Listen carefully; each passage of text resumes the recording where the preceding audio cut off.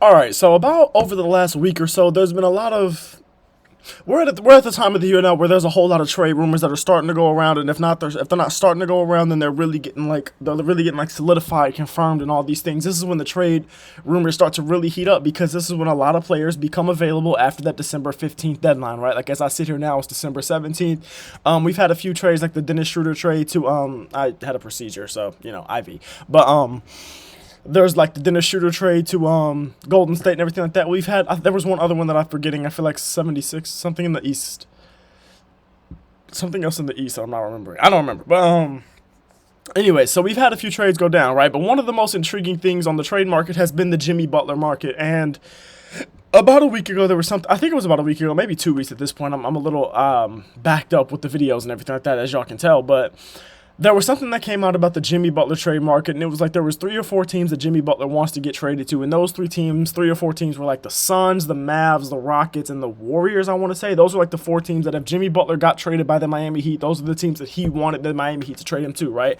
Now, those aren't necessarily teams that the Heat are going to trade him to. That's not the teams that the Heat are willing to trade him to. That's just what Jimmy Butler wants. And what I'm here to talk about is like the realism of that. Like what team is it the most realistic that Jimmy Butler's going to get traded to? Is he going to get traded at all? Is there any chance he gets traded at all? Is it a guarantee he gets traded?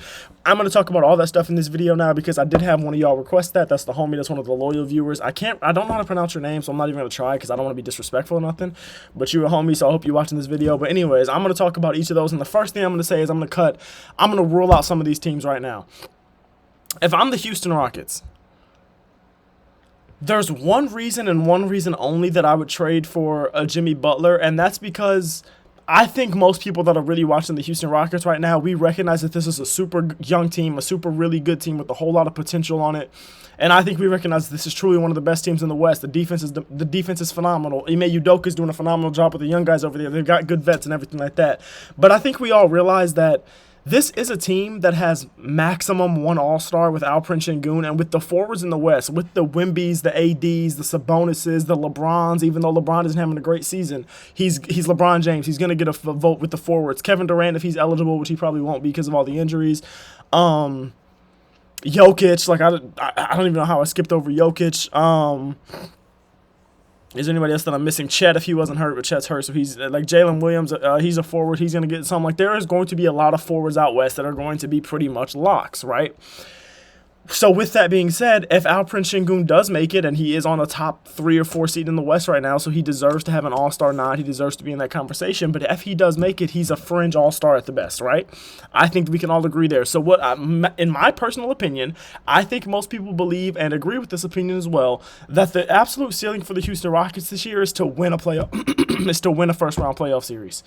And let me look at the seedings right now to see who they would go against if the playoffs started today. But, like, bro, like, it's like the West is disgusting, right? But I think the absolute max that the Houston Rockets can do is simply win a playoff series. And I think that the only reason they would even consider trading for Jimmy Butler is to raise that ceiling if they believe that their championship window opens now, which I don't believe. That is the only reason I believe they would do a Jimmy Butler trade, and I don't believe that Houston's front office is dumb enough to believe that, so I don't believe Houston's going to try to do a Jimmy Butler trade, especially not because of how big Jimmy Butler's contract is. It would require some pieces that these guys do kind of like, probably. So right now, Houston is the 3 seed, so if the playoffs started today, they would be going against the 6 seed at Phoenix Suns. Let's say the Phoenix Suns, if Kevin Durant are healthy, I'm picking the Phoenix Suns. I'm not 100%, but I'm probably picking the Phoenix Suns there if Kevin Durant's healthy. So it's like that's the absolute maximum, and then you still got teams like Minnesota who could end up playing. Denver could fall back down because Denver was in that spot a few days ago, so Denver could fall back down. Like these standings could change a whole lot. You could have a guy like, I don't know, maybe one of the good guys on, maybe one of the super talented players on the top team in the West. Maybe one of them goes down, God forbid, and then they fall down to the standings, and now you're going into the 6th seed. Now you're going into a playoff series against the 6th seed, and that 6th seed is absolutely stupidly good, and now they have their best player back.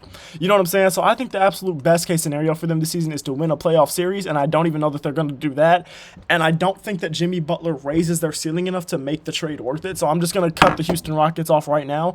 Another team I'm going to cut off right now is the Phoenix Suns. Who are the Phoenix Suns going to trade? You're not trading KD, you're not trading Devin Booker. Okay. Bradley Beal. Why would the Heat want Bradley Beal? What reason could the Heat possibly want to take on the Bradley Beal? And keep in mind, Bradley Beal, doesn't he still have a no-trade clause? So what if Bradley Beal doesn't want to go to the Heat? which you couldn't blame him. I mean, the only reason you would maybe want to go is because it's Miami, but it's not like he's in Minnesota or something. Like, the dude's in Phoenix. He's fine.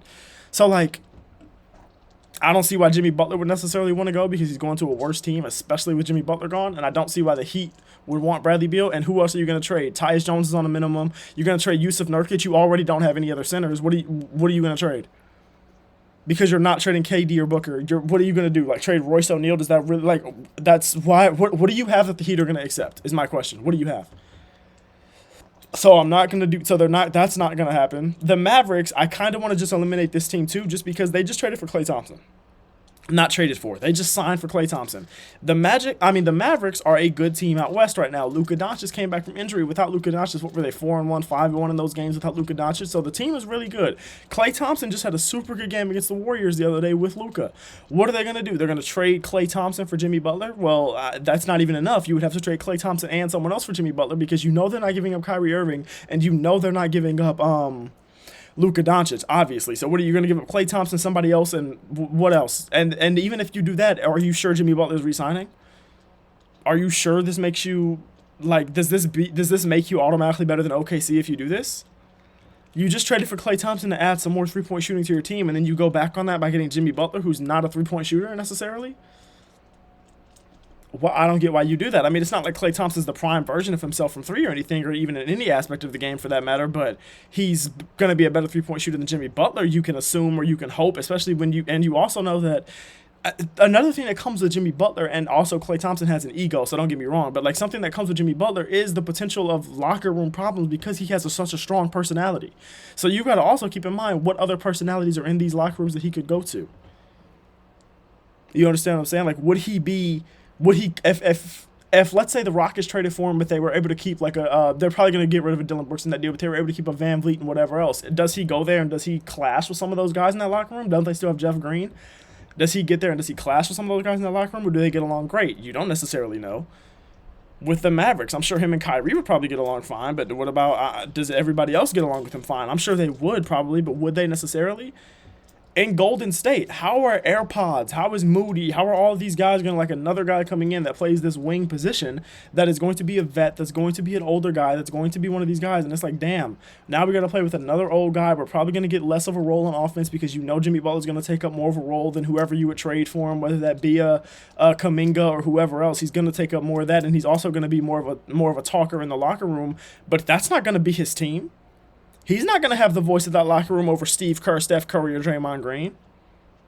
He might not even have the voice of that locker room over Kevon Looney.